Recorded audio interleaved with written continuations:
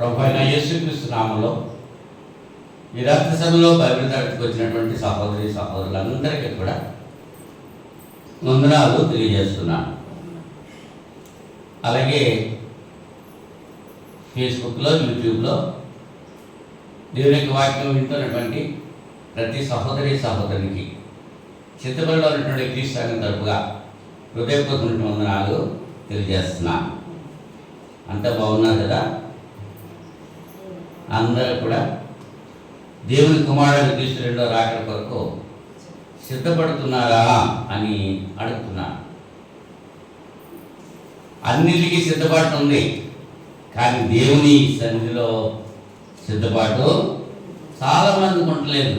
ఉన్నవారు అదృష్టవంతులు, ఉన్నవారు మేలు పొందుతారు, ఉన్నవారు దేవుని రాజ్యంలో ప్రవేశిస్తారు. అందరూ ప్రవేశించాలని దేవుడు ఆకాంక్షిస్తూ ఆయన కుమారుడైన క్రీస్తు రాకడను ఆలస్యం చేస్తున్నారు. ఈ సత్యాన్ని చాలామంది గ్రహించట్లేదు. ఇంకా టైం ఉంది అనుకుంటున్నారు. విద్యార్థులకి పరీక్షల డేట్ ఇచ్చిన తర్వాత ఆ డేట్ కొంచెం ఎక్స్టెన్షన్ చేస్తే ఒక 6 రోజులు ముందుకు పెట్టేస్తే పిల్లలకి ఎలా ఉంటుందంటే చాలా సంతోషంగా ఉంటుంది. ఎందుకో చదవక్కర్లేదు, అవి చేసుకుంటే బాగుంటుంది. కొంతమంది ఏం చేస్తారు, ఇంత టైం ఇచ్చారు కాబట్టి ఇంకా చదువుకోవాల్సినవి చదువుకోవాలి. 2 రకాలైనటువంటి వ్యక్తులు సమాజంలో ఉన్నారు. పిల్లలేంటి, పెద్దలేంటి, వృద్ధులేంటి, విశ్వాసులేంటి, అవిశ్వాసులేంటి, అందరూ కూడా లోపల 2 ఉన్నాయి. మంచి చెడ్డ ఉంది కదా. అందరూ మంచిలు కాదు, అందరూ చెడ్డలు కాదు. అందరిలోనూ మంచి ఉంది, చెడ్డ ఉంది. విద్యుడైనటువంటి ప్రతి ఒక్కరు కూడా ఉన్నటువంటి మంచిని గ్రహించి చెడ్డను విడిచిపెట్టేయాలి. అది న్యాయబద్ధమైంది, దేవునికి ఇష్టమైంది. అవునా? సరే, ఇది నాకు దేవునికి వాక్యం మనం చదువుకుని ప్రార్థన చేసుకుందాం, లేఖనాలు పరిశీలించేద్దాం. 8వ అధ్యాయము రోమపత్రిక 8వ అధ్యాయం మొదటి నుంచి 14 వచనాలు చదువుకుంటానికి మనం ప్రయత్నించేద్దాం. నేను చదువుతున్నాను, మీ గ్రంథాలు విప్పి తిరిగి చూడండి. ఒకవేళ నేను తప్పు చదువుతున్నానేమో, తప్పు చెప్తే సరిదిద్దండి, చూసుకోండి, అలాగే ఉండాలి. కాబట్టి ఇప్పుడు క్రీస్తు యేసునందున్న వారికి ఏ శిక్షా విధి లేదు. క్రీస్తు యేసునందు జీవమునిచ్చు ఆత్మ యొక్క నియమము పాప మరణముల నియమం నుండి నన్ను విడిపించాడు. ఇట్లనగా ధర్మశాస్త్రము దేనిని చేయజాలకపోయేనో దాన్ని దేవుడు చేశాడు. శరీరమును అనుసరింపక ఆత్మను అనుసరించియే నడుచుకును మన యందు ధర్మశాస్త్ర సంబంధమైన నీతి విధి నెరవేర్చబడవలని పాప పరిహారం నిమిత్తము దేవుడు తన సొంత కుమారుని పాప శరీరాకారంతో పంపి ఆయన శరీరమందు పాపమునకు శిక్ష విధించారు. శరీరానుసారులు శరీర విషయం మీద మనస్సు ఉంచరు, ఆత్మానుసారులు ఆత్మ విషయం మీద మనస్సు ఉంచరు. శరీరానుసారమైన మనస్సు మరణము, ఆత్మానుసారమైన మనస్సు జీవమును సమాధానమై ఉన్నది. ఎలయనగా శరీరానుసారమైన మనస్సు దేవునికి విరోధమై ఉన్నది, అది దేవుని ధర్మశాస్త్రమునకు లోబడదు, ఈ మాత్రము లోబడనేరదు. కాగా శరీర స్వభావం గలవారు దేవుని సంతోషపరచ నేరదు. దేవుని ఆత్మ మీలో నివసించిన ఎడల మీరు ఆత్మ స్వభావం గలవారే కానీ శరీర స్వభావం గలవారు కాదు. ఎవడైనను క్రీస్తు ఆత్మ లేనివాడైతే వాడు ఆయన వాడు కాడు. క్రీస్తు మీలో ఉన్న ఎడల మీ శరీరము పాప విషయమై మృతమైనది కానీ మీ ఆత్మ నీతి విషయమై జీవం కలిగి ఉన్నది. మృతుల్లో నుండి యేసును లేపిన వారి ఆత్మ మీలో నివసించిన ఎడల మృతుల్లో నుండి క్రీస్తు యేసును లేపిన వాడు చావునకు లోనైన మీ శరీరమును కూడా మీలో నివసించుతున్న తన ఆత్మ ద్వారా జీవింపచేయును. కాబట్టి సహోదరులారా, శరీరానుసారముగా ప్రవర్తించుటకు మనం శరీరములకు రుణస్థులము కాము. మీరు శరీరానుసారంగా ప్రవర్తించిన యెడల చావవలసిన వారు ఇందురు, కానీ ఆత్మచేత శరీర క్రియలను చంపిన యెడల జీవించదు. దేవుని ఆత్మచేత ఎందరూ నడిపింపబడుదురో వారందరూ దేవుని కుమారుల ఇందురు. దేవుడు తన వాక్యం దీవించుగా. చిన్న ప్రార్థన చేసుకుందాం. మహోన్నతుడా, పరిశుద్ధుడా, శాశ్వతమైన ప్రేమతో మమ్మల్ని ప్రేమిస్తున్నటువంటి మా కన్న తండ్రి, మీ పరిశుద్ధ నామానికి స్తుతులు స్తోత్రాలు సమర్పణ చేస్తున్నాం. గతించిన శుక్రవారం నుంచి ఇంత పర్యంతం మీ మహాదైత్యత కృపచేత నన్ను మమ్మల్ని సజీవ లెక్కలో ఉంచారు. సురక్షితంగా కాచి కాపాడి ఈ రాత్రి సమయంలో ప్రియమాన్ని మీ బిడ్డలతో కలిసి నాయనా మీ సరులో ప్రార్థించడానికి మీరు మాకు ఇచ్చిన సమయం బట్టి స్తోత్రాలు చెల్లిస్తున్నాను. ఇంత పర్యంతం కీర్తన ద్వారా స్థుతి పొందారు. ఈ సమయంలో ఇచ్చిన వాక్య భాగం మాకు విరిచి పరచమని ప్రార్థన చేస్తున్నాను. నాయన మీ పక్షంగా నిలువబడి మీ ప్రియమైనటువంటి మాటలు, పరిశుద్ధుల మాటలు ప్రియమైనటువంటి మీ బిడ్డలకి నాయన పంచుతూ ఉండగా అపవిత్రమైన గదులు కాల్చి పవిత్రపరిచి పరిశుద్ధపరిచి నాయన మీ లేఖనాలు ఉన్నది ఉన్నట్లుగా బిడ్డలకు బోధించే సామర్థ్యం దయచేయండి. అలాగే బిడ్డల యొక్క వాక్యం వింటుండగా వినే చెవులు గ్రహించి ఆత్మ లోబడి బుద్ధి ప్రసాదించాలి. కేవలం మీ వాక్యం వినగలిగిన మనసు బిడ్డలందరికీ దయచేయండి. మీ వాక్యం ఎంతపడుతుండగా అనారోగ్యంగా ఉన్నటువంటి బిడ్డలు స్వస్థత పొందడానికి సహాయం చేయండి. నాన్న ఇటీవల మీ సన్నిధికి చేరిన మా ప్రియులైనటువంటి వారి యొక్క ఆత్మ మీ సన్నిధిలో ఉన్నవని విశ్వాసంతో ప్రార్థన చేస్తున్నాము. వారు విడిచి వెళ్ళినటువంటి కుటుంబ సభ్యులకు ఓదార్పు, ఆదరణ, మరి ముఖ్యంగా నిరీక్షణ దయచేయమని ప్రార్థన చేస్తున్నాను. నాయన సహోదరి దుర్గా కొరకు ప్రార్థన చేస్తున్నాను. ఆదివారం ఆమె దగ్గరకు వెళ్ళి నాయన మీ గురించి తెలియజేసి నాయన మీ సన్నిధిలో ఆమె ప్రార్థించేటట్లుగా నాయన మన దాసు నేను కూడా వెళ్ళి చెప్పాను. ఆ బిడ్డ అలాగే ప్రార్థన చేసింది. అని సోమవారం ఆత్మ మీ సన్నిధికి వచ్చినట్టు ఈ దినాన్ని నాకు తెలిసింది. అందుని బట్టి నాయన మీకు స్తోత్రాలు చెల్లిస్తున్నాను. ఆమె విడిచి వెళ్ళినటువంటి తన భర్త కొరకు, బిడ్డల కొరకు ప్రార్థన చేస్తున్నాను. విగ్రహారాధికులైనటువంటి వాళ్ళు ఇప్పుడైనా మిమ్మల్ని నమ్మి నిజదైవం మీరని గుర్తించి మీ మార్గంలో నడవటానికి ఆ కుటుంబాన్ని మీరు ఉపయోగించుకుంటారని ప్రార్థన చేస్తున్నాను. దాని సమయంలో వాటి భాగంలో పెడుతున్నాను. ఇంకా ఎవరు బలహీనంగా ఉన్నారో బలపరచండి. ఎవరెవరు ఈ అవసరతలు కలిగి ఉన్నారో వాటన్నిటిని కూడా మీరు తీరుస్తారని విశ్వాసంతో ప్రార్థన చేస్తున్నాం. కొద్ది సమయం లేఖనాల ద్వారా మీరే మాట్లాడి మీ నామకే మహిమ ఘనత ప్రభావించుకుంటారని ఈ ప్రార్థన మా రక్షకుడు మీ కుమారుడు యేసుక్రీస్తు నామములో మిక్కిలి విధంగా బ్రతిమాలి స్తుతించి వేడుకుంటున్నాను పరలోక తండ్రి. ఆమేన్. మరి ఒకసారి అందరికీ వందనాలు. చదవబడినటువంటి లేఖన భాగం మనం ఆలోచన చేస్తే రెండు రకాలైనటువంటి మనస్సులు కలిగిన వారి గురించి తెలియజేస్తున్నాడు. ఎన్ని రకాలమా? నాకు చెప్పానుగా, లోకంలో మంచివారు ఉంటారు, చెడ్డవారు ఉంటారు. రెండే. ఇది మంచి, ఇది చెడ్డ కూడా ఉంటారు, అందులోనే ఉంటారు. పూర్తిగా మంచివారు కాదు, పూర్తిగా చెడ్డవారు. ఏ భేదం లేదు. అందరూ పాపం చేసి దేవుడు అనుగ్రహించిన మహిమ పొందలేకపోతున్నారు.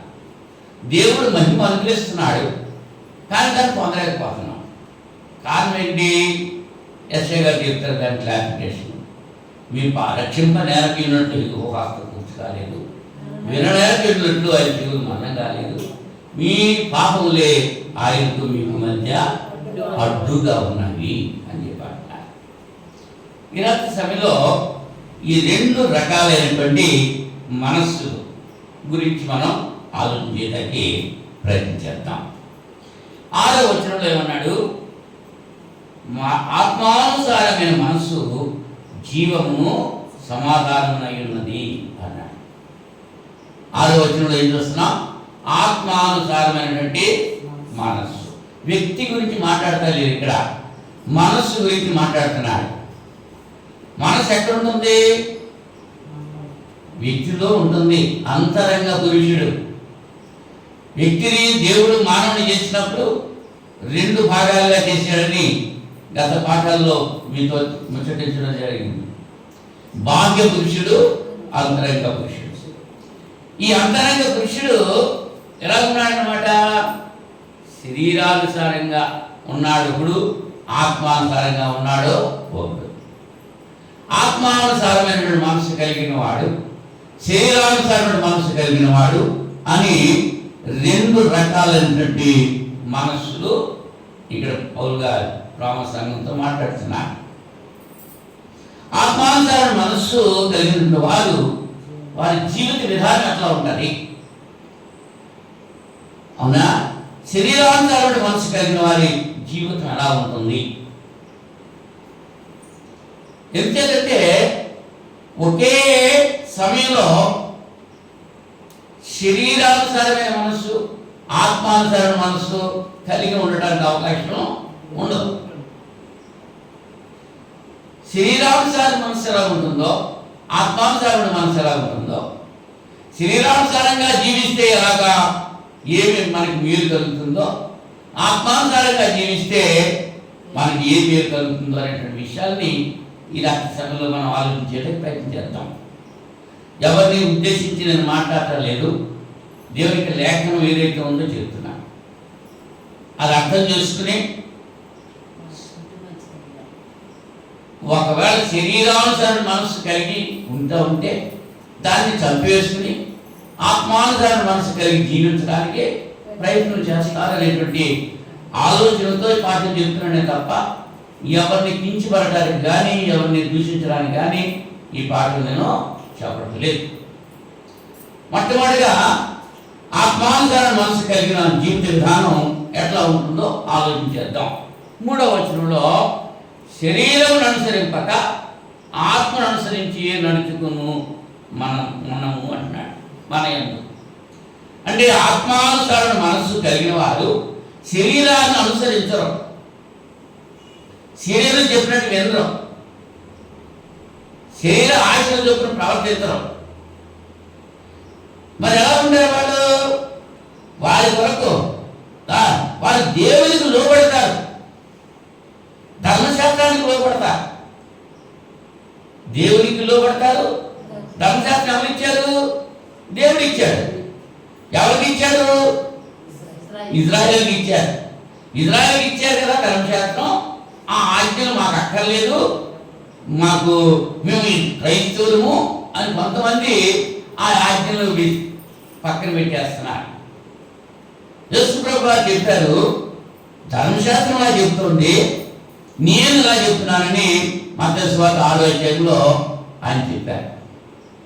ధర్మశాస్త్రం ఏమైతే చెప్పిందో దాన్ని కోట్ చేసుకుని ధర్మశాస్త్రం ఎలా చెప్తుంది, నేను ఇలా చెప్తున్నాను, మీరు నేను చెప్పినట్టు వినాలి. మీరు శాస్త్రుల నీతికి, పరిశీలన నీతికి దానికంటే అధికంగా మీ నీతి ఉంటేనే తప్ప దేవుని రాజ్యాన్ని చూడలేదు అన్నాడు. ఆత్మానుసారమైనటువంటి మనస్సు జీవం ఇస్తుంది, సమాధానం ఇస్తుంది. వాక్యాల్లో మనం చూసుకుంటే ఆత్మ విషయాల మీద మనస్సులు ఉంటారు. మన మనస్సు అంటే ఇది మొట్టమొదట ఆత్మానుసారమైన మనస్సు కలిగిన వారి ప్రవర్తన ఎలా ఉంటుందో, వాళ్ళ జీవిత విధానం ఎలా ఉంటుందో అనేటువంటి విషయాన్ని మీకు తెలియజేస్తున్నా. ఎంతసేపు కూడా వాళ్ళకి దేవుని మీదే, దేవుని విషయాల మీదే ఆసక్తి కలిగి ఉంటారు. దేవుని యొక్క వాక్యం ధ్యానిస్తూ ఉంటారు, దేవుని సన్నిధిలో ప్రార్థన చేస్తూ ఉంటారు. ప్రతి విషయంలో కూడా లోకస్తులతో ఏమాత్రం కూడా సంపర్కించరు, దేవునితో సంబంధం కలిగి ఉంటారు. దానియేలును మనం ఆలోచన చేస్తే లోకస్తులతో ఎవరు మాట్లాడాడైనా? శాసనం చేయబడ్డ తర్వాత రాజు శాసనం చేయబడ్డ తర్వాత ఏం చేశాడు? ప్రార్థన చేయడం ప్రారంభించాడు. ప్రార్థన చేసిన వాళ్ళకి పనిష్మెంట్ అని శాసనం ఉంది తెలుసు, కానీ ప్రార్థన చేయడం ఆగలేదు. అంటే ఆత్మానుసారమైన మనసు కలిగిన వారు శరీర సంబంధమైన శోధనలకి ఏమాత్రం కూడా జరగకుండా ఆత్మ విషయాల మీదే మనసు ఉంచుతారు. దేవుని సంతోషపెడతారు, దేవుని సంతోషపెడతారు, లోకాన్ని సంతోషపెట్టరు. ఆత్మ విషయంలో ఆత్మానుసారమైన మనసు కలిగిన వారు దేవుని సంతోషపరుస్తారు, క్రీస్తు యొక్క ఆత్మను కలిగి ఉంటారు. మనం ప్రతి ఆదివారం యేసుక్రీస్తు యొక్క శరీరం తిని ఆయన రక్తం త్రాగుతున్నాం. ఆయన మనస్సు కూడా కలిగి మనం జీవించాలి. అలాగా ఆత్మానుసారంగా జీవిస్తారు అనేటువంటి విషయాన్ని గుర్తించాలి. ఆత్మ స్వభావం కలిగి ఉంటారు. 9వ వచనంలో ఆ మాట చెప్తున్నటువంటి దేవుని ఆత్మ మీలో నివసించిన యెడల మీరు ఆత్మ స్వభావం గలవారే. ఆత్మ స్వభావము, ఆత్మ స్వభావం ఏమిటి? ఆత్మ పరిశుద్ధుడు. ఆత్మ పరిశుద్ధుడేనా?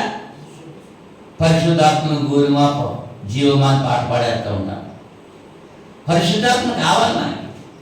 శుద్ధమైన హృదయము, యేసుప్రభువు చెప్పారు, హృదయ శుద్ధి గలవారు ధన్యులు, వారు దేవుని. హృదయ శుద్ధి అంటే మన అంతఃకరణలో, మన అంతరంగంలో పాపం లేకుండా ఉండటం, శుద్ధమైన హృదయంతో జీవించడం. అది శరీర విషయమై మృతులుగా ఉంటారు వాళ్ళు.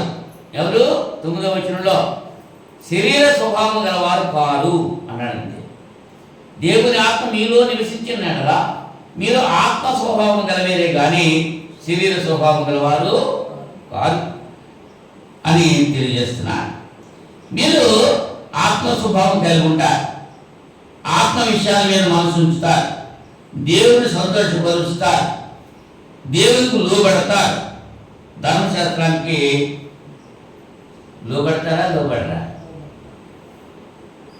సరిగ్గా చెప్పాలి. ధర్మశాస్త్రానికి లోబడతారా? లోబడరా? ఏమో ఏ చెప్తే ఏమవుతుందో అనుకుంటున్నాను. దేవుని సంబంధమైన వాడు దేవుని మాట వింటాడు.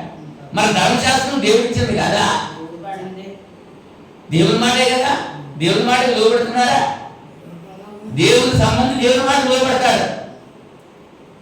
దేవుడు ఇచ్చింది కదా ఈ ఆజ్ఞ, దేవునికి లోబడాలి అనే ఆలోచన కలిగి ఉంటాడు.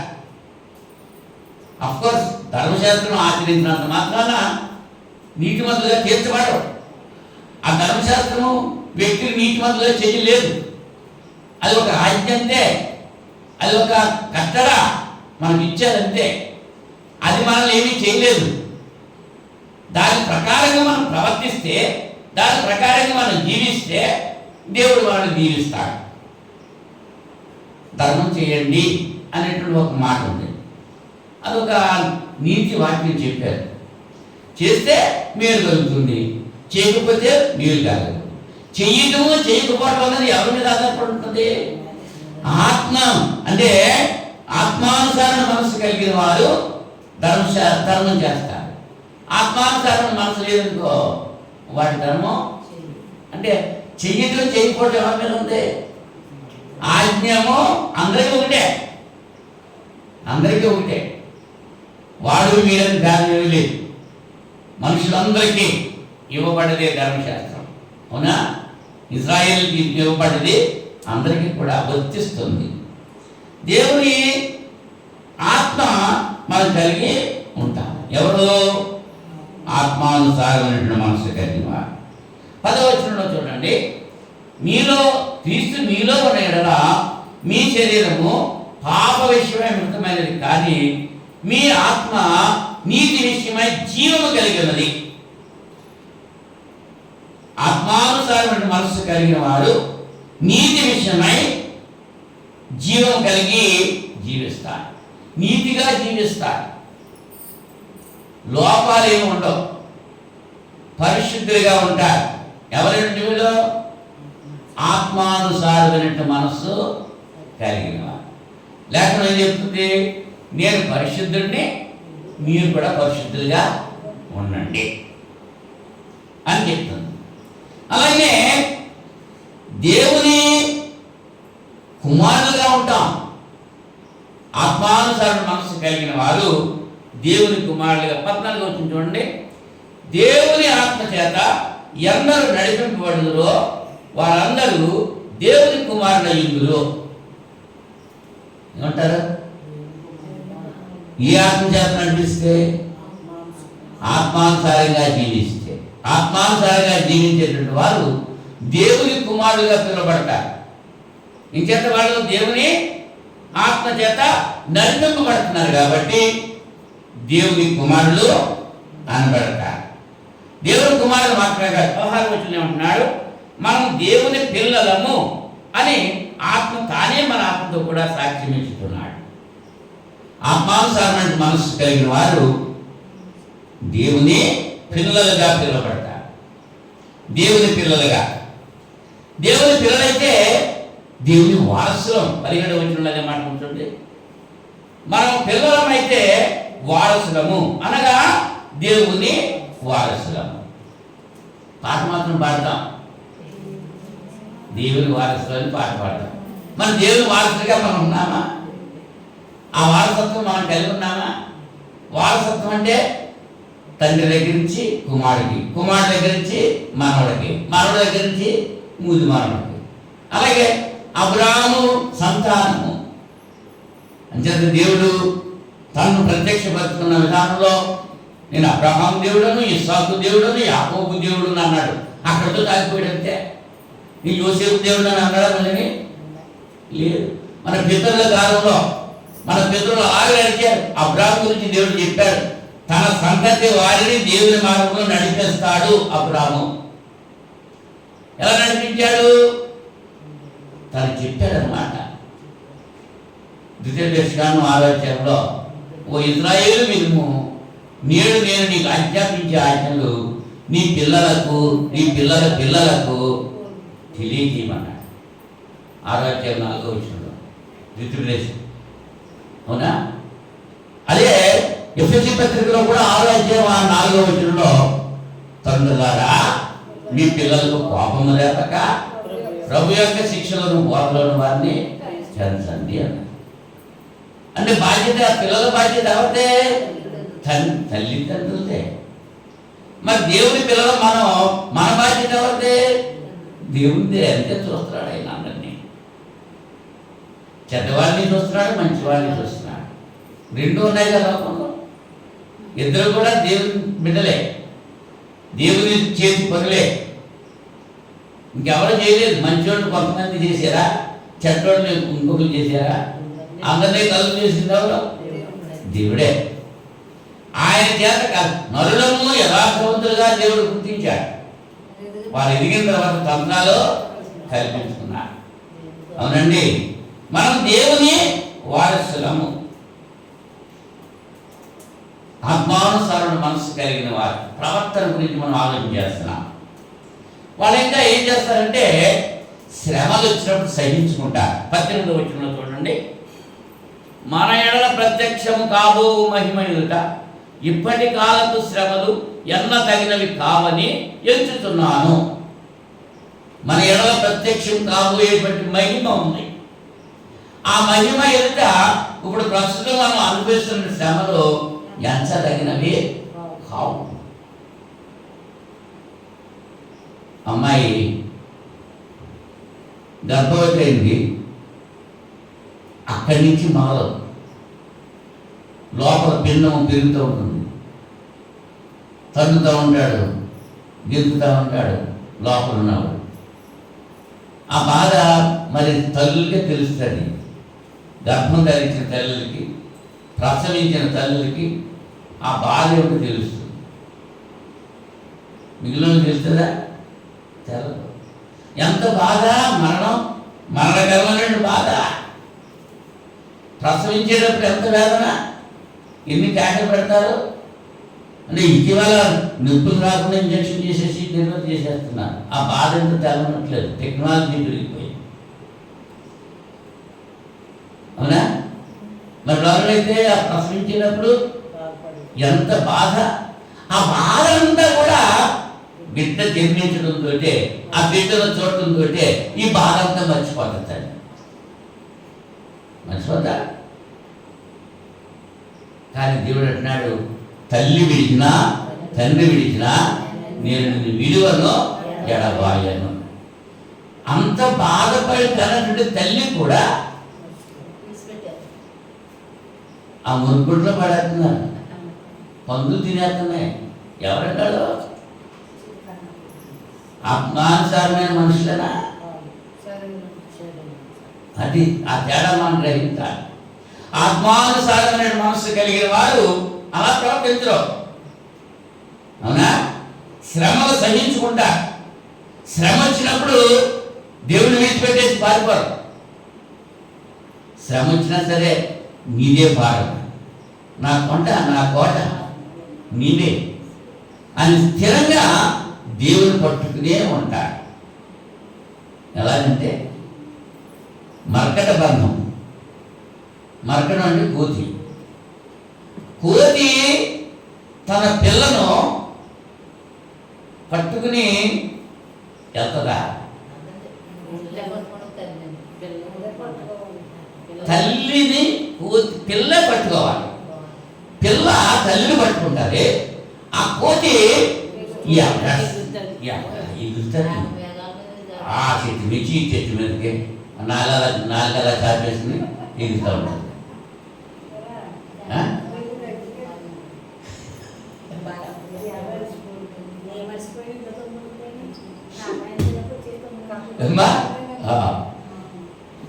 ఎగురుతూ ఉంటే పిల్ల ఏం చేస్తుంది? గట్టిగా పట్టుకుంటుంది. మరి కుక్క ఉంది, కుక్క పిల్ల పట్టుకుంటుందా? పిల్ల పట్టుకుంటారా? కుక్క పట్టుకుంటారా? కుక్క పట్టుకుంటుంది. నోటుతో దాని పళ్ళు దిక్కుంటా ఒక చోట నుంచి ఇంకో చోట నడవలేదు. ఈ పిల్ల తల్లి తీసుకుని వెళ్తా ఉంటాను. పిల్లి అంతే కదా. మరి పోతే ఏం చేస్తే? ఇప్పుడు మానవ బంధం దేవునితో సంబంధం ఎలాంటిదంటే కర్కట బంధం. పిల్ల కూతురు ఎలా పట్టుకుందో అలాగా మనం దేవుని పట్టుకోవాలి. మనం ఎలా అంటామంటే నీ చేతితో నన్ను పట్టుకుని నడిపించు బాబు అంటాం. మన జుట్టు మాత్రం అని చెప్పాం. పట్టుకుని నడిపించు, నీ ఇష్టమే నీ ఇష్టమే అంటాం పైకి, కానీ మన ఇష్టమే నెరవేర్చుకుంటా ఉంటాం. దేవుని ఇష్టం అది. ఆరాధన మానేసిన దేవుని ఇష్టమా? యేసు ప్రభువు అన్నాడు, నా ఇష్టమేమి కాదు నీ ఇష్టమే అన్నారండి. గెత్సేమనే తోటలో ఆయన ప్రార్థన చేస్తూ, తండ్రి నీకు ఇష్టమైతే ఈ గిన్నె నా దగ్గర నుంచి తొలగించు, అయినా నీ చిత్తమే నెరవేర్చుగా. నా ఇష్టం కాదు నీ ఇష్టమే నెరవేరాలి. మరి మనం ఏం చేస్తున్నాం? నీ ఇష్టం వద్దు, నా ఇష్టమే నెరవేరాలి.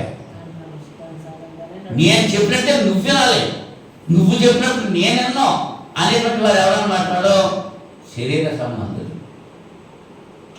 ఆత్మ సంబంధులు ఎలా ఉంటారు? నీ ఇష్టమే బాబు. చొక్కా పీకేసుకున్నారు, రంగు రంగుల చొక్కా, చంపేయడం చూశారు, గుర్తులు పడేశారు. ఏమని అన్నాడా యోసేపు? తండ్రి నీ చిత్తమే అనుకున్నాడు. సహించుకున్నాడు, ఊర్చుకున్నాడు. పొతీఫరుకి అమ్మేశారు వాడు. పొతీఫరు ఇంట్లో పనివాడిగా ఉన్నాడు. అది నీ చిత్తమే అనుకున్నాడు.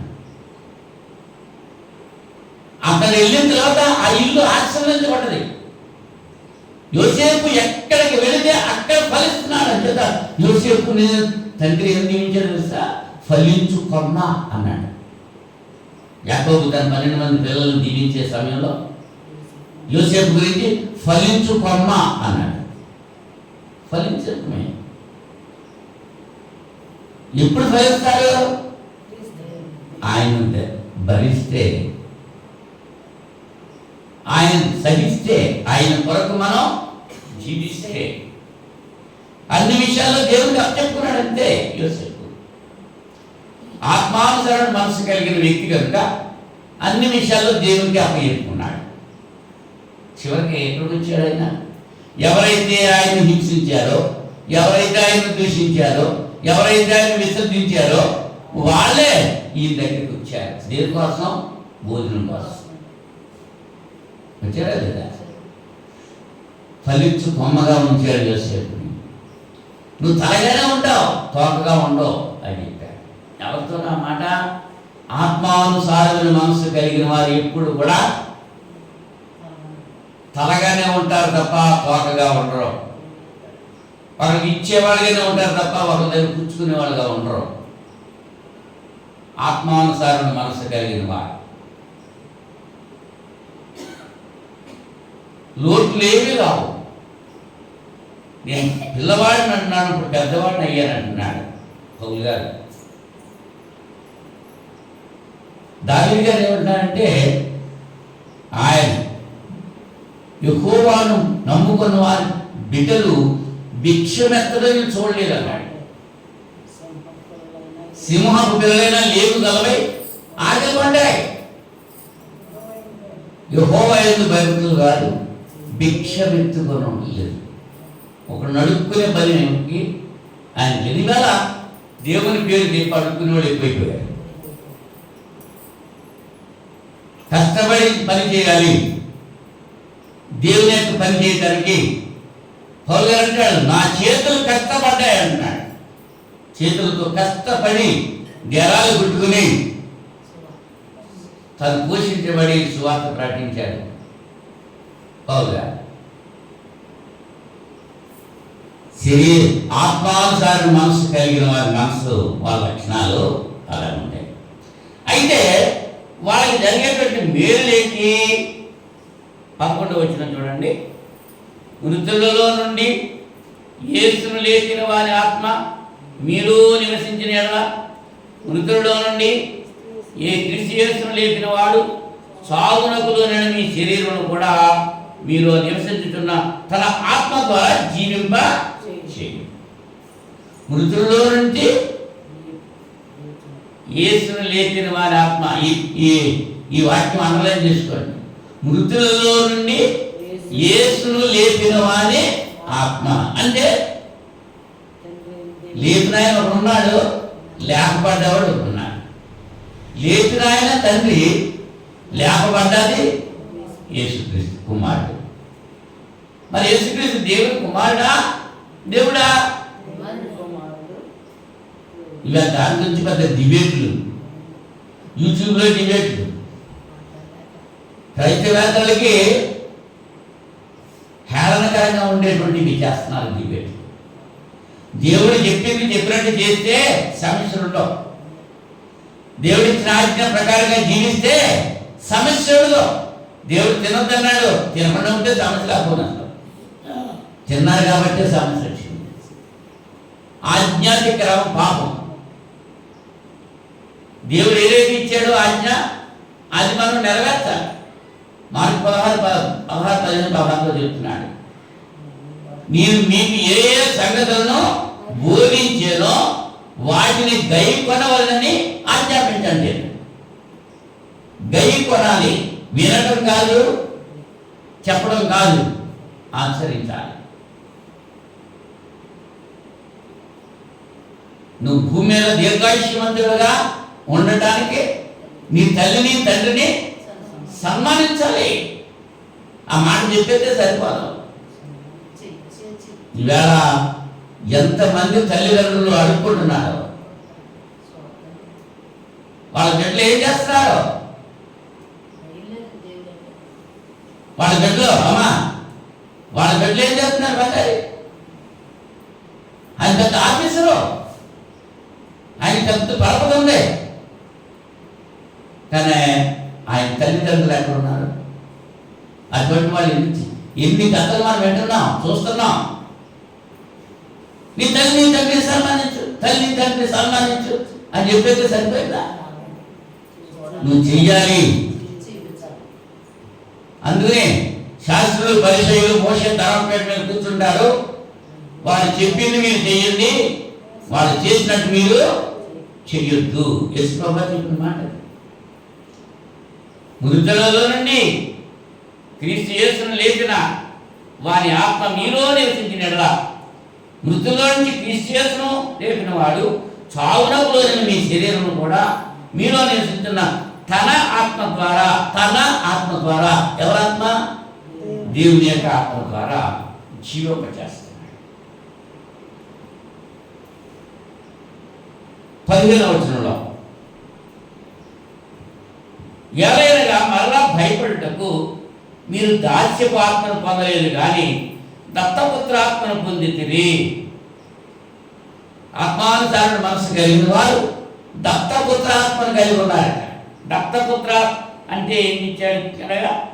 స్వీకృత పుత్రాత్మ అన్నాడు. దత్తపుత్రుడంటే సొంత పుత్రుడు కంటే హక్కులు ఎక్కువ. కడుపులు పుట్టిన బిడ్డకి అది కష్టాలు వచ్చినా, అది అన్నం ఉన్నా లేకపోయినా, బట్టలు ఉన్నా లేకపోయినా ఎవరు పట్టించుకోరు.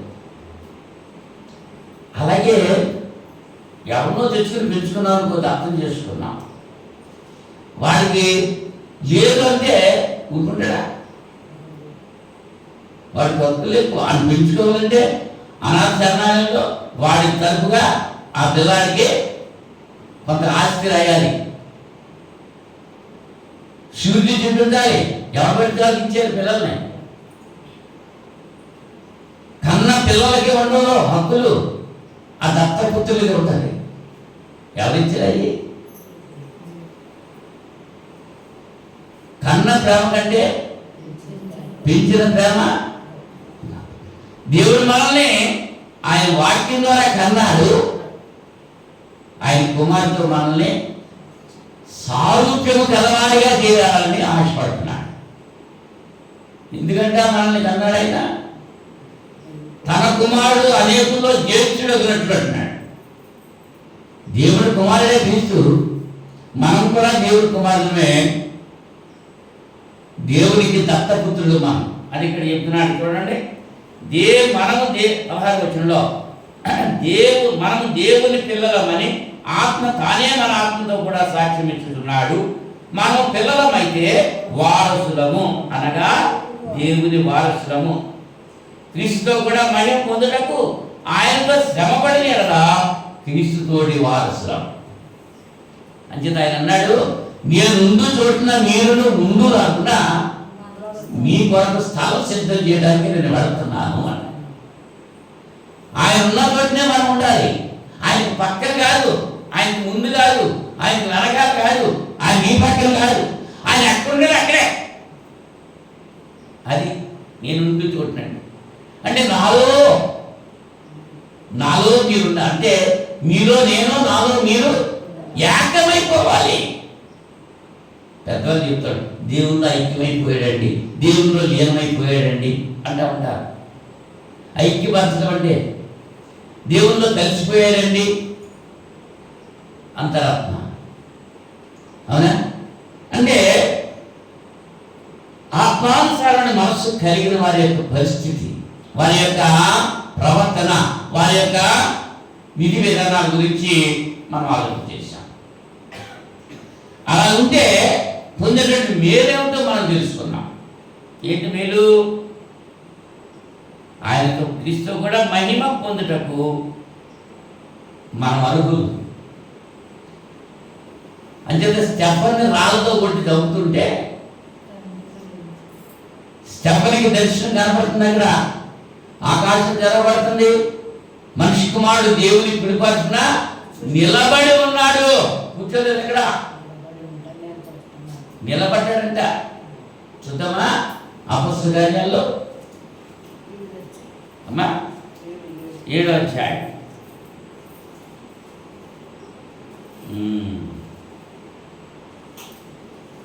56వ వచనం చూడండి. ఆకాశము తెరవబడటయు మనిషి కుమారుడు దేవుని కుడిపార్శ్వమందు నిలిచినట్టయు చూచుచున్నారని చెప్పాను.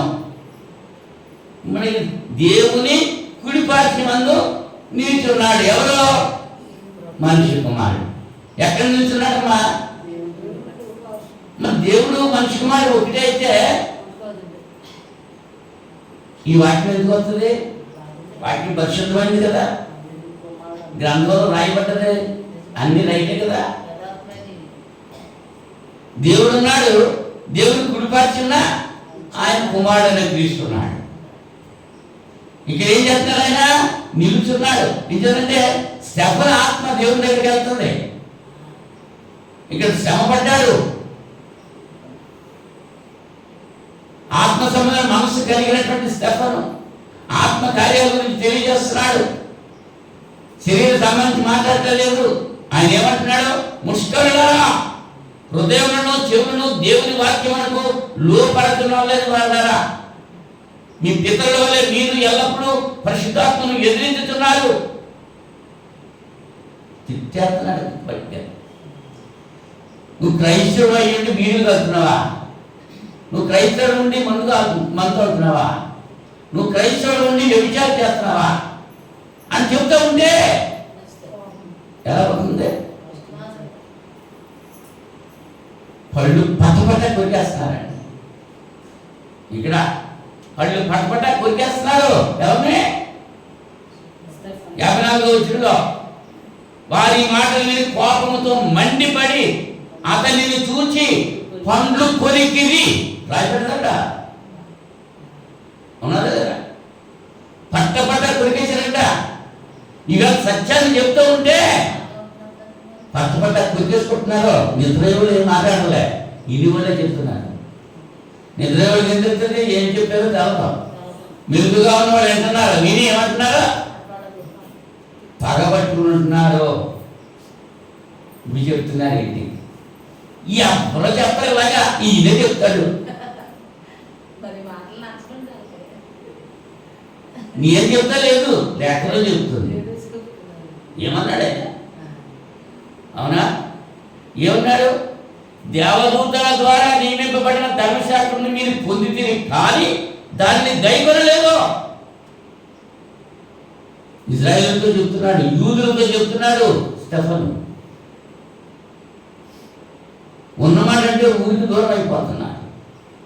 ఇవాళ దేవుని మాటలు చెప్పి లోకానికి దూరం అయిపోవాలి. లోకంతో పొత్తు పెట్టేసుకుంటే దేవుని మాటలు చెప్పట్లేదు అన్నమాట. ఈ లోకంతో పొత్తు, దేవునితో విరోధం అయితే మనం దేవునితో కలిసి ఉండాలి. ఆ మనస్సు కలిగి ఉంటారు ఆత్మానుసారుడు మనస్సు కలిగిన వాడు. తెలిసిన ఇప్పుడు యేసు ప్రభు దేవుని కుడిపార్శాన కూర్చున్నాడు. స్టెఫను లేనప్పుడు కూర్చున్నాడు. ఆయన ఆత్మ పట్టుకుంటాడు. వెల్కమ్ చెప్తున్నాడు అనమాట. స్వాగతం, సుస్వాగతం అని స్టెఫను చెప్తున్నాడు యేసు ప్రభు. అంతు నుంచున్నాడు. మరి నీ కొరకు నా కొరకు నుంచున్నాడు ఆయన. ఈ రక్త సమయంలో ఆలోచన కలిగి ఉండాలి. ఇంతవరకు ఆత్మానుసారమైన మనస్సు గురించి ఆలోచన చేశాం అమ్మా. శరీరానుసారమైన మనస్సు గురించి ఆలోచన చేద్దాం. 7వ వచనం చూడండి. అపొస్తలుల కార్యాలు 8వ అధ్యాయం 7వ వచనంలో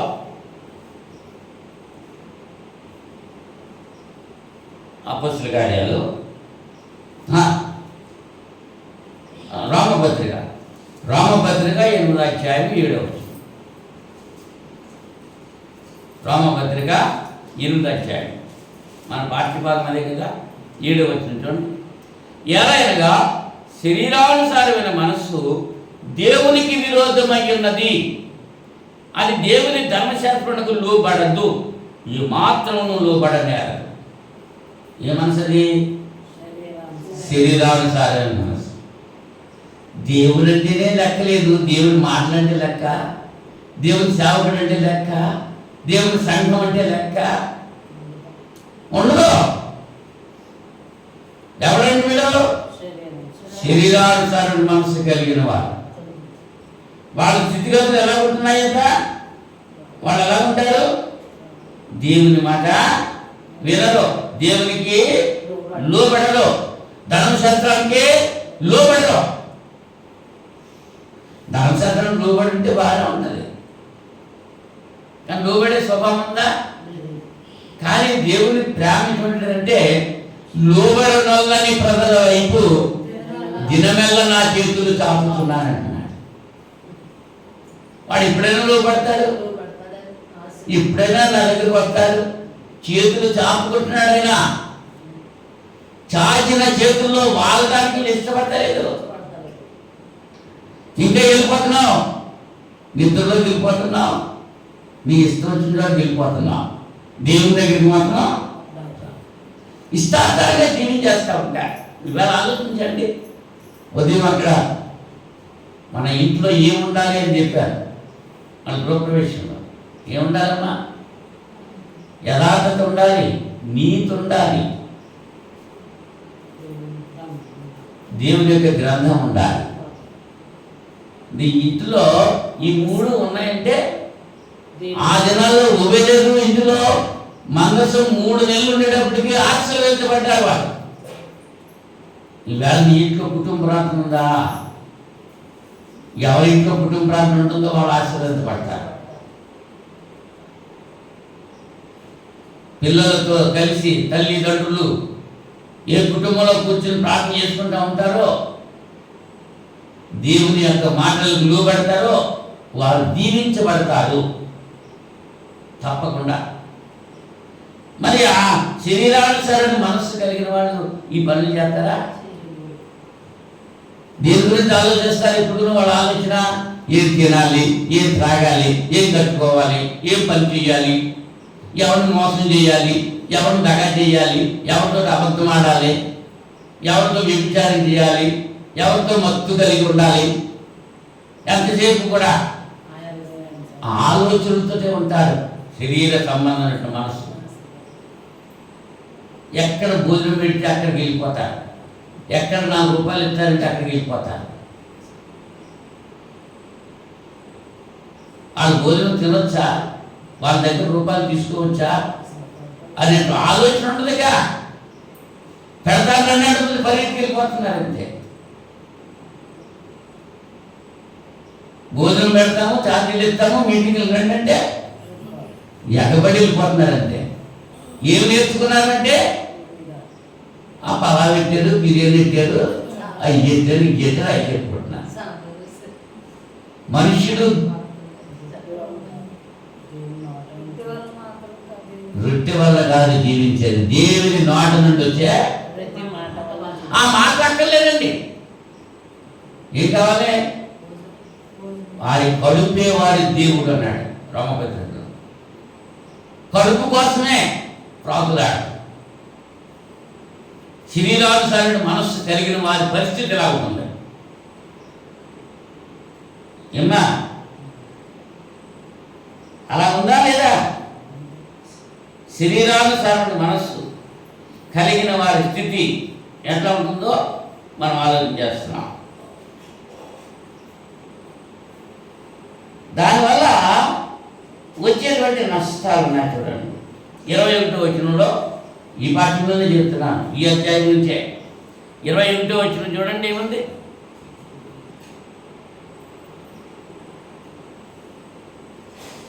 వచనంలో సృష్టి నాశనమునకు లోనైన దాస్యంలో నుండి విడిపింపబడి దేవుని పిల్లలు పొందబోవు మహిమగల స్వాతంత్రము పొందునను నిరీక్షణ గలదే, స్వేచ్ఛగా కాక దానిని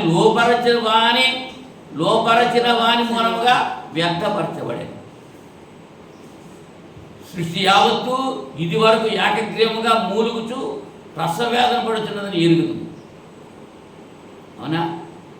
అంటే ఈ శరీరానుసారమైన మనస్సు కలిగినటువంటి వారు దేవుని పిల్లలము అనేటువంటి ఆలోచన వాళ్ళకు ఉండదు. ఉంటుందా? నేను దేవుని పిల్లని, నేను అబద్ధం ఆడకూడదు, నేను దేవుని బిడ్డను, నేను దొంగతనం చేయకూడదు, నేను దేవుని బిడ్డను, నేను వ్యభిచారం చేయకూడదు అనేటువంటి మనస్సు ఈ శరీరానుసారమైన మనస్సు కలిగిన వారిలో ఉండదు. అంచేత ఆ మనసు లేకుండా కాబట్టి వాళ్ళు ఇష్టానుసారంగా ప్రవర్తిస్తారు. మనం చేసిన తర్వాత గొప్పగా చెప్పుకుంటూ ఉంటారు. మళ్ళీ చేసిన తప్పే కానీ నేను కాబట్టి చేశాను అని గర్వంగా చెప్పుకుంటూ ఉంటారు. తెలుసా? తాగేసిన ఏం చేస్తూ ఉంటాడు? నెలకొండ పడుకుంటాడా? దాసి తెలుసు. తాగేసినాడు ఏం చేస్తాడు? తాగినప్పుడు ఏం మాట్లాడుతూ ఉంటాయి, ఎలా మాట్లాడుతూ ఉంటాడు? సరస్వతులు బూతులు మీ మాట రాకూడదు అని గద్దెపత్రులు చెప్తున్నాడు కదా. మరి తాగేసినాడు నోటుంటే ఏమవుతా ఉంటాయి అంటే వాడు శరీరానుసార మనసు కలిగి ఉన్నాడా, ఆత్మానుసారమైన మనసు కలిగి ఉన్నాడా? శరీరానుసార మనస్సు. గల్తీ పత్రిక 5వ అధ్యాయం. గల్తీ పత్రిక 5వ అధ్యాయం 19వ వచనం నుంచి మనం చూస్తే, శరీర కార్యములు స్పష్టమైనవి అవి అనగా జారత్వము, అపవిత్రత, కాముకత్వము, విగ్రహారాధన, అభిచారము, ద్వేషములు, కలహము, మత్సరములు, క్రోధములు, కక్షలు, భేదములు, విమతములు, అసూయలు, మత్తతలు, అల్లరితో కూడిన ఆటపాటలు. ఎన్ని వచ్చినాయమ్మా? 15. కరెక్ట్గా లెక్క పెట్టాం. ఇవన్నీ శరీర అనుసారమైన మనస్సు కలిగిన వారు చేసే కార్యక్రమాలు. ఏమ్మా? కొత్త చక్క కొనుక్కున్నాడు, అటు పక్కడు వెళ్తాడు. క్లాస్లో పిల్లలు నేను చూసేవాడు కాబట్టి చెప్తున్నాను. ఈ రోజులో బాల్ పెన్నులు వచ్చేసినాయి, అప్పుడు ఇంకు పెన్నులు ఉండి. అది పుట్టినరోజు అంటారు. అది కొత్త చొక్కా కొనుక్కుని వచ్చాడు, తొడుక్కుని వచ్చాడు.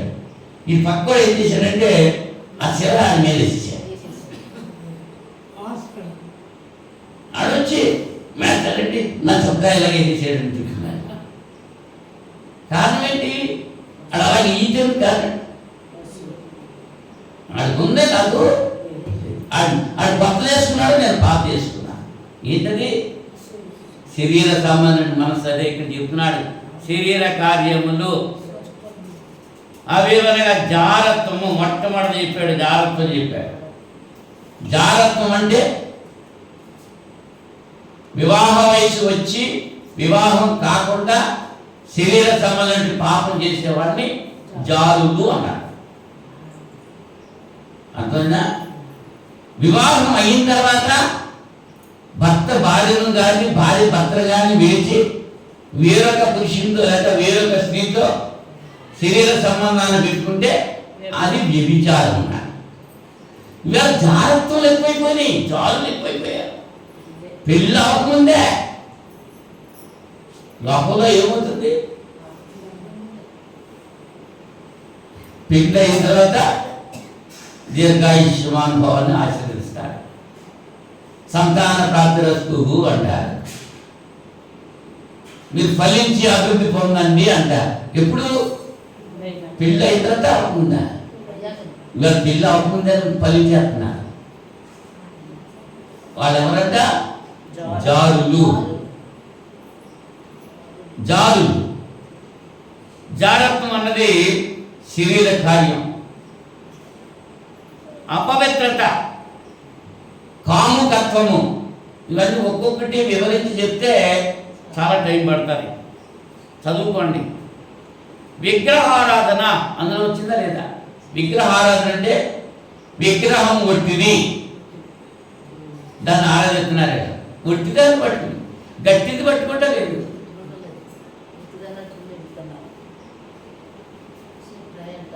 ఆకారం లేదు, అది నోరుండి మాట్లాడు, చెవులుండి వినవు, కళ్ళుండి చూడవు, కాళ్ళుండి నడవు, చేతులుండి పని చెయ్యవు, వాడంతటా లెగవు. మనం బయటికెళ్ళి లేపాలి. మనం నిద్రపోరా అంటే నిద్రపోవాలి, లెగరా అంటే లేపుతాడు కదా. ప్రొద్దుటే మెలుకులుపు సేవ, రాత్రి వచ్చేటప్పటికి పవళింపు సేవ. అంటే మనం లేకపోతే లేగాలి, మనం దుజ్జోరా బుజ్జోరా అంటే అది పడుకుని ఉండాలి. అలాంటి దేవుడు విగ్రహం అర్థమవుతుందా? లెక్కనలో ఉన్నాయి. మనిషి జ్ఞానం ఉందా? చెట్టు నరుకుతున్నాడు, ఆ చెట్టు ఏం చేస్తున్నాడు? ఆ ముద్దు ఆ చివరిలో పొలంలో కొట్టేసి పొయ్యిలో పెట్టుకుంటున్నాడు. ఆ కాపుగా ఉన్నటువంటి మొక్కలు తీసి కుర్చీలు బెంచీలు చేయించుకుంటున్నాడు, వస్తువులు చేయించుకుంటున్నాడు. అందులోనే ఒక మొక్క తీసి ఒక బొమ్మ చేసి నైనా నువ్వే నా దేవుడు అని మొక్కుతున్నాడు. మనిషికి జ్ఞానం ఉందా? మనం చేసినాడు నిలబెట్టేసి మనం చేసినాడు మొక్కుతున్నాడు. విగ్రహారాధన అది మాత్రమే కాదు, దేవుని కంటే ఎక్కువగా నువ్వు దేవుని ప్రేమిస్తున్నావో అది నీకు విగ్రహమై కూర్చోవడం. అవునా? దేవుని కంటే ఎక్కువగా దేన్ని ప్రేమించడానికి వీల్లేదు. నిద్రను ప్రేమించినా విగ్రహమే నీకు. దేవుని సన్నిధికి వచ్చి దేవుని మాట వినాలి, అది ఉంటే విగ్రహం కాదు. కానీ దాన్ని ఏం చేస్తున్నావు నువ్వు? నా వచ్చేలే ఉన్నానులే అని వెళ్ళిపోతున్నావు. ఎక్కడికే ఎక్కడికో వెళ్ళిపోతున్నావు. అది విగ్రహం అయిపోయి కూర్చుంటా. కొంతమందికి వాక్యం చెప్తుంటే అయ్యి బాబు ఎంతసేపు తిట్టారండి, ఎంతసేపా ఆకలిదా అని ఏమైపోయింది? భోజనం విగ్రహం అయిపోయింది. మనుషుడు రొట్టె వల్ల మాత్రం కాదు, దేవుని నోటి నుండి వచ్చే ప్రతి మాట వల్ల ఆ మాటలు చెప్తా ఉంటే, ఆ మాటలు వింటా ఉంటే ఆకలి ఉండదు. జుట్టు తేలి దాడలే కంటే మధురమైనవి దేవుని యొక్క మాటలు. అవి వినాలనే బుద్ధి ఉండదు. ఎవరికే శరీరాధారమైన మనసు కలిగి ఉంది, ఆత్మాంతరణ మనసు కలిగిన వాడికి ఇంకా చెప్పండి, ఇంకా చెప్పండి, ఇంకా చెప్పండి అని.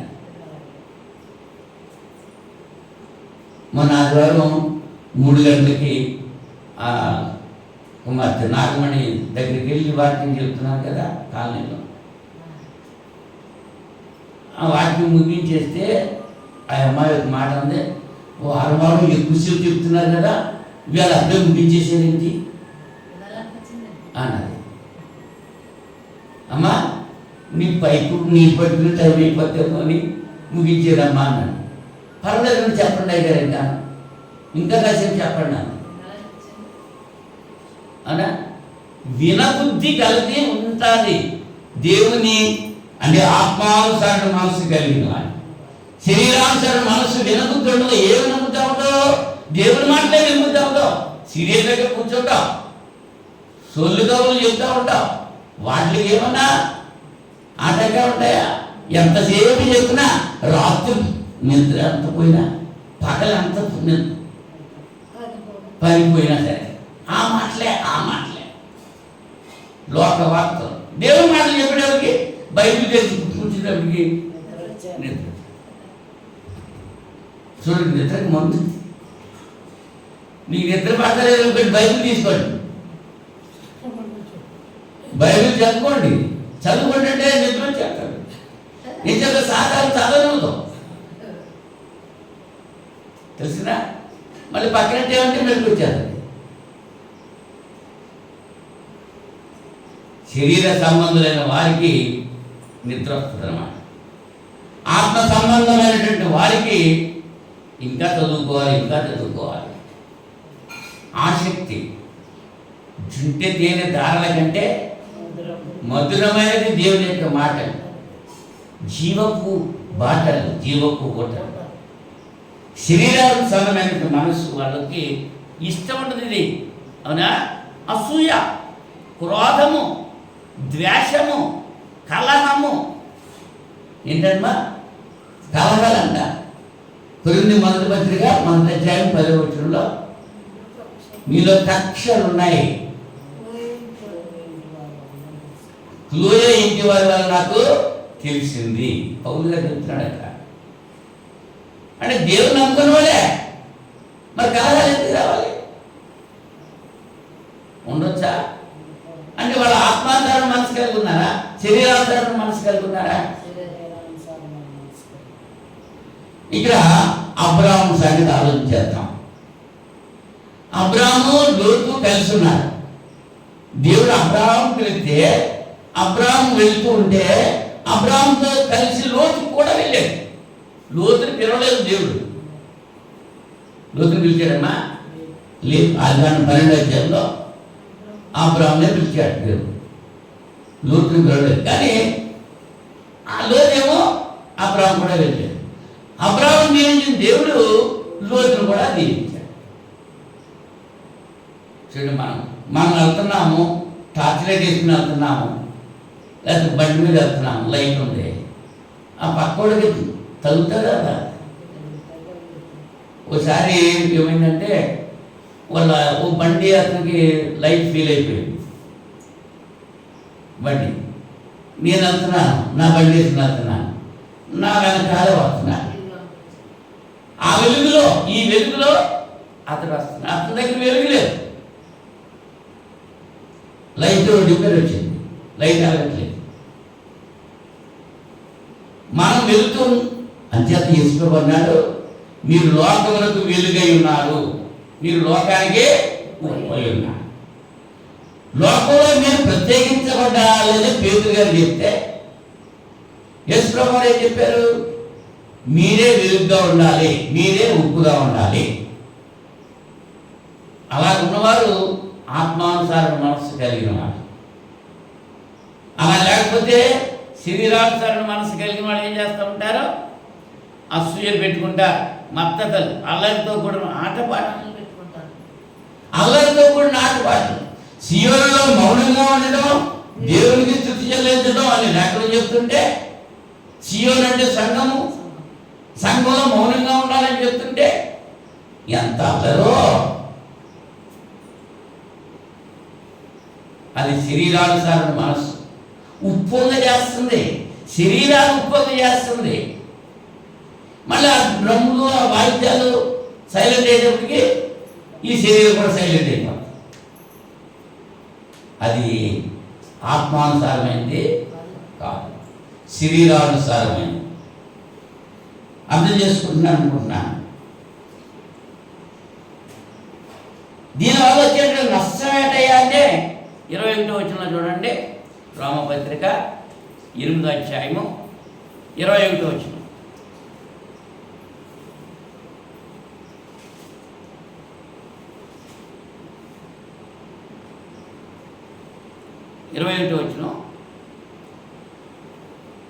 దేవుని పిల్లలు పొందబోవు మహిమ గల స్వాతంత్ర్యము పొందునను నిరీక్షణ గలదై స్వేచ్ఛగా కాక దానిని లోపరచిన వారి మూలముగా వ్యర్థపరచబడెను అన్నాడు.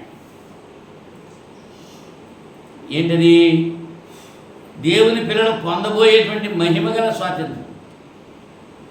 ఆత్మానుసారంగా ఉన్నవాడు మహిమ కలిగిన స్వాతంత్రం పొందుతారు. మరి శరీరానుసారమైన మనసు కలిగిన వాడు ఏం చేస్తారు? అది పొందుతారా? అది పొందరు. నిత్య జీవం లేదు వాడికి, నిత్య జీవము లేదు. 13వ వచనం చూడండి, మీరు శరీరానుసారంగా ప్రవర్తించిన ఎడల చావవలసిన వారై యుందురు. శరీరానుసారంగా అది కానీ ఆత్మచేత శరీర క్రియలను చంపిన ఎడల జీవించేదారు. అవునా? కొలసీ పత్రిక, ఎఫెసీ పత్రిక, కొలసీ పత్రిక 2వ అధ్యాయం 1-2 వచనాలు. మీరు మీ అపరాధముల చేత పాపముల చేత చచ్చిన వారై ఉండగా ఆయన క్రీస్తులో కూడా మిమ్ములను బ్రతికించాడంటాడు. శరీరానుసారణ మనస్సు మరణం, ఆత్మానుసారణ మనస్సు జీవం. శరీరానుసారంగా ప్రవర్తిస్తే మరణించాల్సిన వాడిని, ఆత్మానుసారంగా ప్రవర్తిస్తే జీవిస్తూ ఉంటాం. గలతీ పత్రిక 5వ అధ్యాయము 17-18 వచనాల్లో గలతీ 5.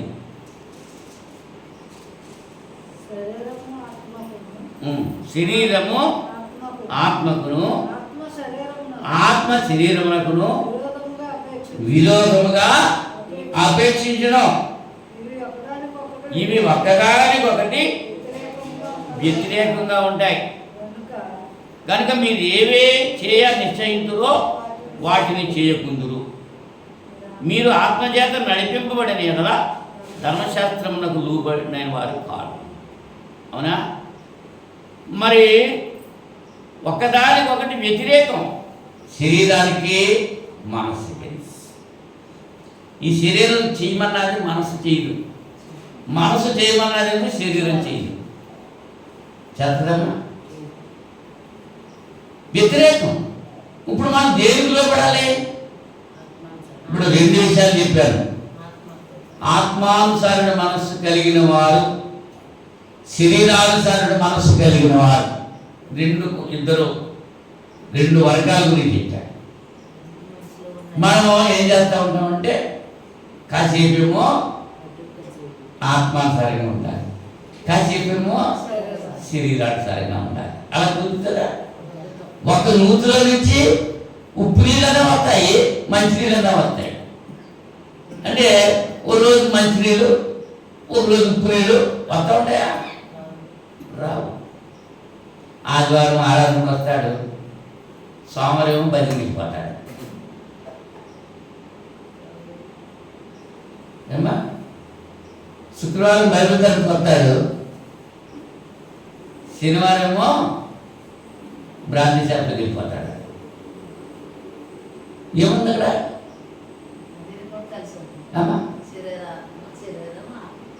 సగం ఇటు సగం అటు. అలా ఉంటే స్థితి ఎలా ఉంటుందంట?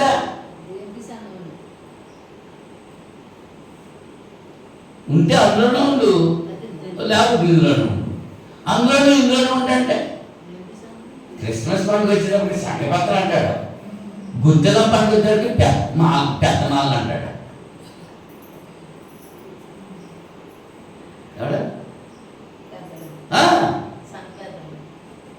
మన గుద్దెలం పండుగ జరిగింది కదా, ఊరేగింపులోకి ఆడే తిరిగాడు. ఆ పాస్టర్ గారికి సన్మానం చేసి ఫోటోలు ఎట్టేసి, ఇదిగో మా పాస్టర్ గారికి సన్మానం చేసి ఫోటోలు నాకు చూపించాడు. ఆడే ఈ గొంతమ్మ కూడా తిరిగాడు. అర్థమైందా? ఉంటే శరీరానుసారంగా ఉండు, లేకపోతే ఆత్మానుసారంగా ఉండు. అది కావాలి ఇది కావాలి అనడానికి వీల్లేదు. యాకోబు పత్రిక 4వ అధ్యాయం, యాకోబు పత్రిక 4వ అధ్యాయం 4వ వచనం నుంచి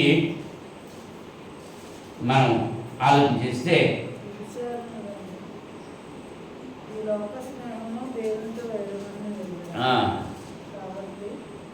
ఏమంటున్నాడమ్మా? ముందుగా వ్యభిచారులారా, ఈ లోక స్నేహము దేవునితో వైరమని మీరు ఎరుగరా? కాబట్టి ఎవడు ఈ లోకంతో స్నేహము చేయకూడనో వాడు దేవునికి శత్రువగును. ఆయన మనయందు నివసింపజేసిన ఆత్మ, మనయందు నివసింపజేసిన ఆత్మ ఎప్పుడు నివసింపజేశాడు? నువ్వు ఎప్పుడైతే వాక్యం విన్నావో, ఎప్పుడైతే మార్మణం పొందావో, ఎప్పుడైతే యేసు ప్రభు దేవుని కుమారుడిని ఒప్పుకున్నావో, ఎప్పుడైతే బాప్తిజం పొందావో, అప్పుడే పరిశుద్ధాత్మ అనేది వరం పొందావు. నీలో ఉన్న ఆత్మ దేవుని యొక్క ఆత్మ.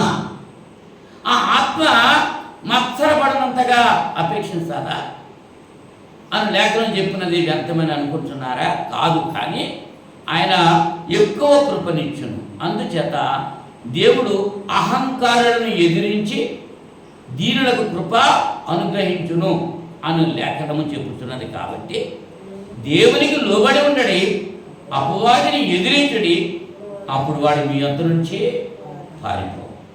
దేవుని యొద్దకు రండి, అప్పుడు ఆయన మీ యొద్దకు వచ్చును. పాపులారా, మీ చేతులను శుభ్రం చేసుకోండి. ద్విమనస్కులారా, మీ హృదయమును పరిశుద్ధపరచుకోండి. వ్యాకులపడుడి, దుఃఖపడుడి, ఏడుగుడి. మీ నవ్వు దుఃఖమునకును మీ ఆనందము చింతకును మార్చుకొనుడి. ప్రభు దృష్టికి మిమ్మల్ని మీరు తగ్గించుకొనుడి, అప్పుడు ఆయన మిమ్మల్ని హెచ్చించు. ఎప్పుడు హెచ్చిస్తాడు? అప్పుడు అన్నాడు. ఎప్పుడు హెచ్చిస్తాడు దేవుడు? దావీదు అంటాడు, ఇంతగా నన్ను హెచ్చించడానికి నేను ఏ పాటి వాడని ఆయన. గొర్రెలు కాపరైనటువంటి దావీదుని చక్రవర్తి చేశాడు. అప్పుడు అంటున్నాడు, ఇంతగా నీవు నన్ను హెచ్చించడానికి నేను ఈ పాటి వాడని. ఆ దీన మనస్సు ఉందా మనకి? జేబులో 10 రూపాయలు కాటి ఉంటే చాలు, నా అంతలో లేవు అనా.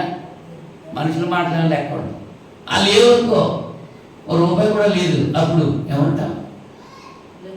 అందరికీ ఊపిపడుతుంది. మొదటి వారం వచ్చేటప్పటికేమో నాకేమీ కొద్దిపడ్డాడు, ఆఖరి వారం వచ్చేటప్పటికి దిక్కు లేని వాడుకో అంటాడు. ఏమైపోతే ద్విమనస్కులను దేవుడు ఇష్టపడ్డాడు. అంతే తిడుతున్నాడు యాకోబు గారు. ద్విమనస్కులారా అంటున్నాడు, వ్యభిచారులారా అంటున్నాడు. ద్విమనస్కులు అంటే 2 మనసులో అటు ఇటు, 2 పడవ మీద కాలేస్తే 2 కాళ్ళు ఒక పడవ మీద ఉంటేనే అది. ఆ పడవ మీద కాదు, ఈ పడవ మీద ఒక కాదు, అది కావాలి ఇది కావాలి. అలా ఉంటే ఏమవుతావు? ఆ పడవ అలా వెళ్ళిపోద్ది, ఈ పడవ అలా వెళ్ళిపోద్ది. మధ్యలో ఏమైపోతావు? ఉంటే దేవుల్లో ఉండు, లేకపోతే లోకంలో ఉండు. నిన్నేం బలవంతం చేయట్లేదు దేవుడు. బలవంతం చూస్తున్నాడా? లేదు, చూస్తున్నాడు. తప్పిపోయిన కుమారుని వరకు తండ్రి ఏ పేపర్కి ఇచ్చాడు? ఏ టీవీలో అనౌన్స్ చేశాడు? ఏ మైక్ పెట్టి ఊరంతా తినిపించాడు? నా కొడుకు తప్పిపోయాడని అన్నాడా? లేదు. ఆడికి బుద్ధి వచ్చాక అప్పుడు ఆడే వచ్చాడు. వచ్చినోడు చేర్చుకున్నాను ఆయన, గట్టోటి అనలేదు. మన పరిస్థితి కూడా అదే. మన ఇష్టాంతరాన్ని తిరిగేస్తున్నాం, మన ఇష్టాంతరంగా బ్రతికేస్తున్నాం. మళ్ళీ దేవుడా దేవుడా దేవుడు అంటే ఏం చేస్తున్నాడు దేవుడు? అయినా చేసుకుంటున్నాడు. జాలి కలిగిన వాడు. ఆయన కోపం క్షణమాత్రం ఉంటుంది, ఆయన ఆశీర్వాదాలు తరతరాలు ఉంటాయి. ఆ కోపం వచ్చినప్పుడు మనం ఏం చేయాలి? ఆ కోపాన్ని తట్టుకోవాలి. మనం ఎప్పుడు తట్టుకుంటాం? ఓపిక కావాలి. అంచేత విశ్వాసమందు సద్గుణం, సద్గుణం ఓపిక, కొన్ని ఉన్నాయి. వీటన్నిటి కూడా అమర్చుకోండి అంటున్నాడు. అమర్చుకోవాలి. ఏమన్నా ఆత్మఫలాల గురించి చెప్పాడు. శరీరానుసారి మనస్సు, ఆత్మానుసారి మనస్సు. ఇప్పుడు 2 రకాల వ్యక్తుల గురించి తెలియజేశారు. మనం ఏ పావుకు చెందాం? డాక్టర్ ఎందుకు వెళ్తాం? మనం శరీరానుసార మనసులో ఉన్నామా, ఆత్మానుసార మనసులో ఉన్నామా? అసలు ఎక్కడ ఉన్నాము? ఇప్పుడు ఎవరినట్టు కాదో ఆలోచించుకోండి. శరీరానుసార మనసు కలిగి ఉన్నామా, ఆత్మానుసార మనసు కలిగి ఉన్నామా? వాళ్ళ లక్షణాలు చెప్పాను, వీళ్ళ లక్షణాలు చెప్పాను. వాళ్ళకి వచ్చే ప్రతిఫలం ఏంటో చెప్పాను, వీళ్ళకి వచ్చే ప్రతిఫలం ఏంటో చెప్పాను. మరి మనం ఎక్కడున్నాం అన్నది అలనాడు వాళ్ళకి సంభవించి ఈ యుగాంతమందు ఉన్న బుద్ధి కలగడానికి రాయబడ్డాయి. అవి వాటిని చదువుకుని వెళ్ళేటట్టు మనం ఏ కోవలో ఉన్నాం? ఒకవేళ ఆత్మానుసారమైన మనసు కలిగి ఉంటే వెళ్ళనుకోండి, మంచిది. ఒకవేళ శరీరానుసార మనసు కలిగి ఉంటే ఇప్పుడైనా మార్పు చెంది. అందుకొరకే సమయం ఇచ్చాడు. నేడు అనేటువంటి సమయము ఉండగానే నువ్వు మార్పు చెందాలి. అందుకోసమే దేవుడు మనకి అవకాశం ఇచ్చాడు. నిన్న లేదు మనం, నిన్న మంది కాదు. నిన్న మందనా? నిన్న వ్యాపారం మందే, ఈ క్షణం మందే. కాసేపు ఉన్నది మంద కాదు. అవునా? ఆదివారం వెళ్ళాం, వాక్యం చెప్పాం. దుర్గ చక్కగా విన్నదే. అమ్మా ఇలా ప్రార్థన చేసుకోమని చెప్పాము, చేసుకుంది. నేను చెప్పిన ప్రతి మాట చెప్పింది, దేవా నేను పాపిని, ఆయన నన్ను క్షమించాను. నేను ఇంతవరకు విగ్రహాలను ఆరాధించాను, విగ్రహం వంటిది. ఇప్పుడు తెలుసుకున్నాను నువ్వే నిజమైన దేవుడు అని. నీ సన్నిధిలో ప్రార్థన చేస్తున్నాను, నా ఆత్మ నీ సన్నిధి చేర్చుకోను ఆయన. నువ్వు బాగుపడతావని ప్రార్థన చేయలేదు నేను. నీ ఆత్మ దేవుని సన్నిధి కంటే నీ మనసు మార్చుకోమని ప్రార్థన చేశాను, వాక్యం చెప్పాను. బిడ్డ విన్నది, దేవుడితో మాట్లాడుతుంది. ఆ మరుసటి రోజు ఏమైంది? దేవుడు ఆత్మ. మరి మనసానికి ఏంటి? మనల్ని ఇంకా ఉంచాడంటే అర్థమైంది.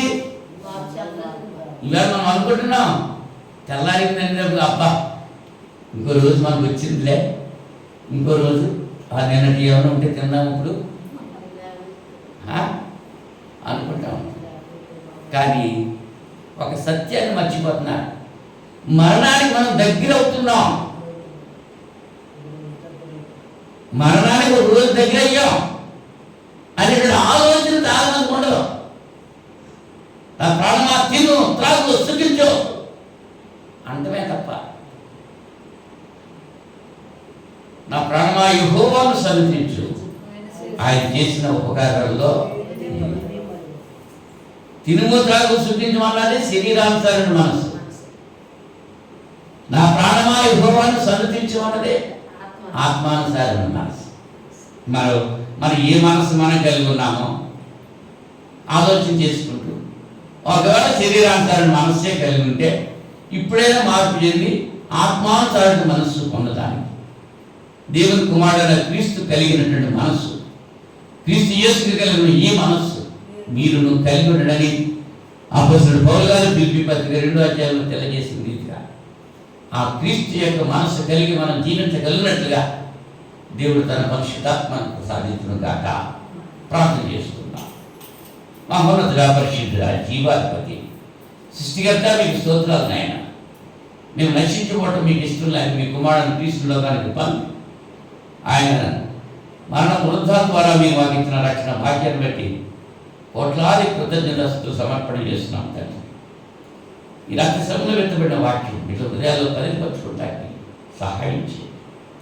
దృష్టి ఏ రీతిగా ఎత్తుకుపోకుండా మీకు కాపుదల ఇవ్వండి. 30 60 ఫలించడానికి సహాయం చేయండి నాయన. సంఘము సంఖ్యలో నాణ్యతలో అభివృద్ధి చెందకు సహాయం చేయండి. ఈ దినాన్ని మాతో కలిసి మీ శరీరంలో వాక్యం నేర్చుకుంటానికి ఎవరైతే రాలేకపోయారో వారందరి కొరకు ప్రార్థన చేస్తున్నా. మీ చిత్తమైతే వారిని ఆదివారమైన ఆరాధనలో నాయన వాళ్ళు సంఘానికి రావడానికి మంచి మనసు, మంచి అవకాశం వాళ్ళకి దయచేయమని ప్రార్థన చేస్తున్నా.